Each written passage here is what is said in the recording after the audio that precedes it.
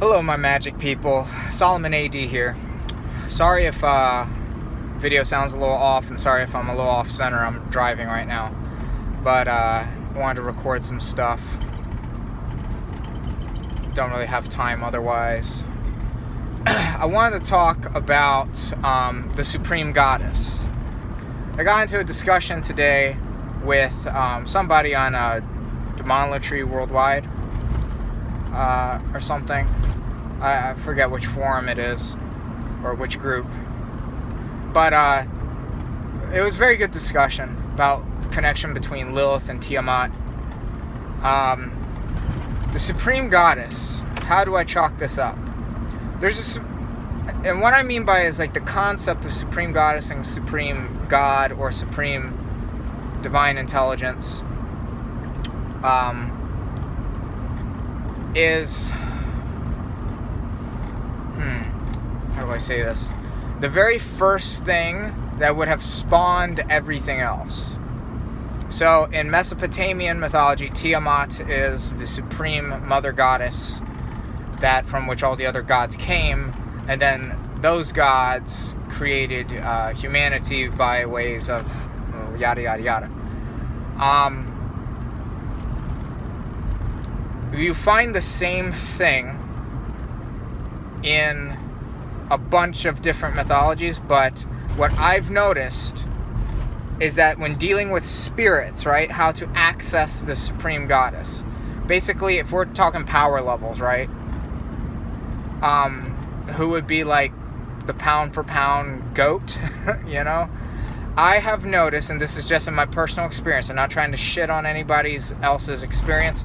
I'm not trying to say anybody's is less than mine or anything like that. This is just from my experience. There's a few goddesses that have an easier time accessing the Supreme Goddess head. Or they have a way of accessing it through like your path working with them, or some other odd means that, you know, is very unexplainable to the human intellect. I have noticed, though, that the Supreme Goddess head responds very well to the name Tiamat. Other goddesses that I know can access the Supreme Goddess head, or like the highest versions of themselves, are, if you look at the writings of, I think it's Kenneth Grant, I know Mark Allen Smith, about Lilith and Hecate. Hecate is said to basically be like the primordial consciousness of magic, which I don't really work with Hecate, so, but I would gonder that is an allusion to the supreme divine feminine intelligence. Through my work with Lilith, I've seen her and experienced her have various essentially power-ups in different forms. I've never dealt with her like directly, the Lamashtu wolf form, but like her demon form, you know, her ruler of Gamaliel form, then like her the ruler of Gamaliel and the Nehemoth Cliffa / Lilith Cliffa. Then I've seen her like the sacred prostitution, like four-way fusion of her, and then I've seen her like total queen of Cliffoth, where she kind of has like dominion over all the archdemons. And then I've seen or experienced far-off gnosis from her arachne form, or arachnid form, or I believe it's the Sephiron's form, or the Sephirian's form. This would be her highest emanation to my knowledge. And when you get to those, well, I'll just say this. Also, the goddess Ishchel, through recent revelations, is very, very, very cool. How I was able to kind of discover this is how Ishchel, in a similar way to Lilith, goes from being a moon goddess to all phases of the moon goddess, to all phases of the universe, and then the supreme divine feminine intelligence. that mates with the Supreme Masculine Divine Intelligence to spawn everything. So I've seen that Ishchel can do it too. Now, I have a very intimate relationship with Tiamat. Tiamat has shown me that when after she was split into two and the universe was created from her, she incarnated into Inanna and Ishtar, and eventually that would lead to the other goddesses, like Anahita, Astarte, eventually Aphrodite and Venus.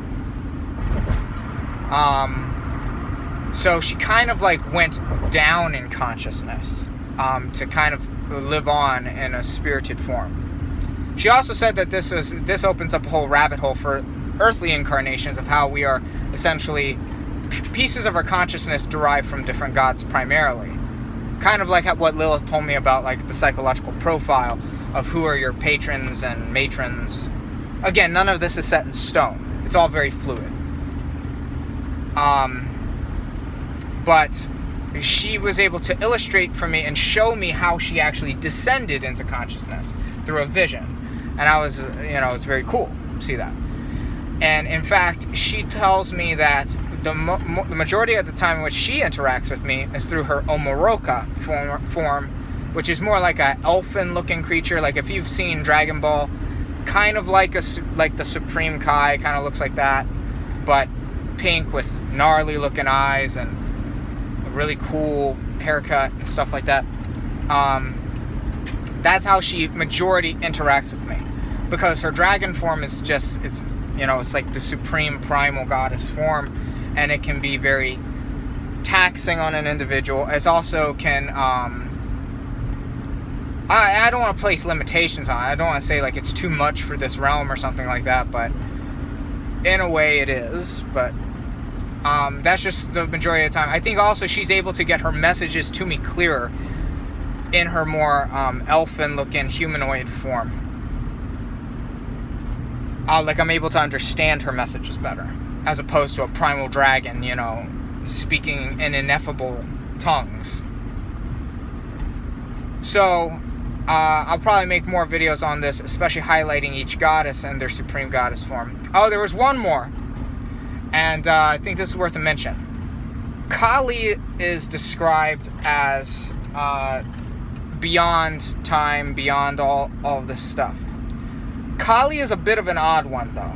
And it wasn't just my experience where this happened, but a Hindu witch friend of mine who has a very, very beautiful relationship with Kali experienced this in a dream. And Bal Cadman writes about it in his Tiamat book, where we have seen that Tiamat... I don't want to disrespect Kali by any means, but I'm trying to think of the words to say it. Kali kind of, I don't want to say bows to Tiamat, but essentially has a reverence toward her that would suggest that Tiamat is in a way superior. And I've seen that happen where Tiamat leveraged Kali to get me to do a lot of things, and Kali to enter my life.